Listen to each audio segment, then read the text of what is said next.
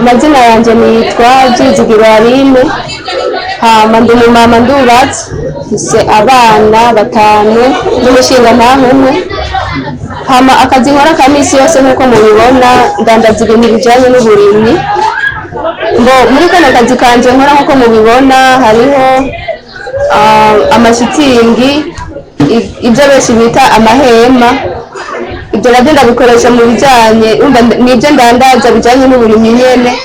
Akenshi ababigura baba bariko barashaka kuza kubikoresha, ni ukuvuga nko kwanikirako ibyo barimye, ni ukuvuga ibyo bimbuye, no gufukisha nk'ibyo baba bimbuye gutyo. Hama murabona ko dufise n'imipanga, iyo nayo bayikoresha mu bintu bijanye n'uburimyi, gutemura ivyatsi, gutema ibiti n'ibindi.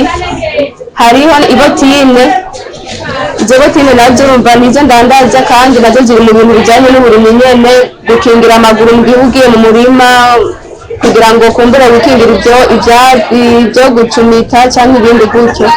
Hama sanze ndandaza n'ibindi bintu, agakoresho bita agakero, ako nako bagakoresha cane cane nko mu kwahira ivyatsi vy'inka, mu kugenya umuceri n'ibindi bitandukanye.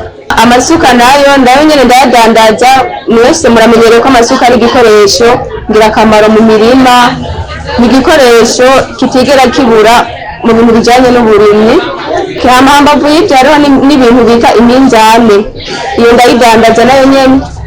Iyo nayo musanzwe mumenyereye ko akenshi kugira ngo dushobore kuyikora kubyo tuba twarimye, kenshi dukoresha ico gikoresho bita umunzane. Hama aka kazi nyene nkora karimo n'ibindi bintu bita imifuko.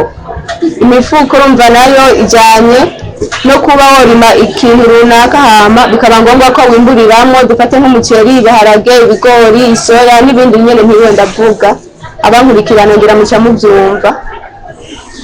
Hambavu y'ivyo rero mu bisanje aka kazi nkora nagatanguje umutahe mutoya, mugabo kubw'amahirwe naragiye ntera intambwe kugeza aho mubona ngeze ubu. Ubu nkaba mbona ko uko natanguye atari ko nkimeze ubu. Muri make ndashima Imana uko biri kose. Akamunoha abarimyi nuko cyane cyane ubwa mbere babanza kugira umwete, kuko atamwete nta kintu na kimwe gishoboka.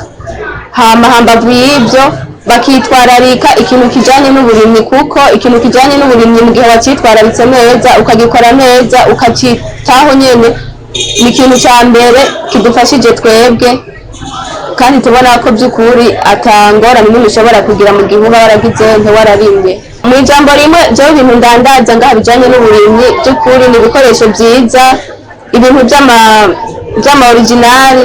Ahubwo rero notumirira n'abantu bose bankurikiranako boza baraza kudushorera, kuko mu by'ukuri ibintu tudandaza ni ibintu vyiza kandi bikomeye, tukagerageza kuza dutezanya imbere muri ubwo buryo.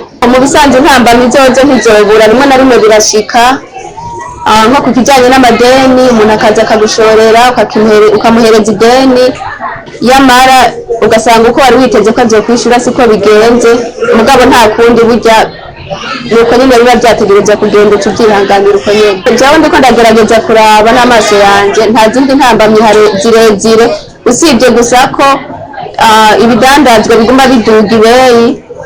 Nk'ubu ukagenda kurangura uno munsi ugasanga biri kuraya, ejo ca kintu nyene cahera wasubirayo kurangura witegekanizo yayandi waranguza wa munsi, ukaca usanga haraduze ko ayandi mafaranga. Muri iyo mvo rero kenshi na kenshi turakunda kugenda bigadushikira, ukaca usanga turagarutse tutaranguye, bitewe n'uko ayo twari twitegekanije atayo twasanze haragiye ko ayandi tutari tuzi. Ivyo biragira ingaruka cyane ku murimyi, kuko nk'akarorero nimba nagiye kurangura umufuko nkawubura, nkaba ntarinda bufise hano, wa murimyi aje kunshorera kumbura hari utwo yejeje ngo ashiremwo, aca asanga wa mufuko atawo, gutyo bikamubuza kuba yokwimbura nk'uko yari avyifuza. Twebwe ico dusaba by'ukuri, duteye akamo leta, kumbure n'amashirahamwe abijejwe, yuko bogerageza ibintu vyo kuduza ibiciro buri mwanya ko bobigabanura kwanza, kugira ngo natwe nk'abadandaji twiteze imbere. Namwe murakoze.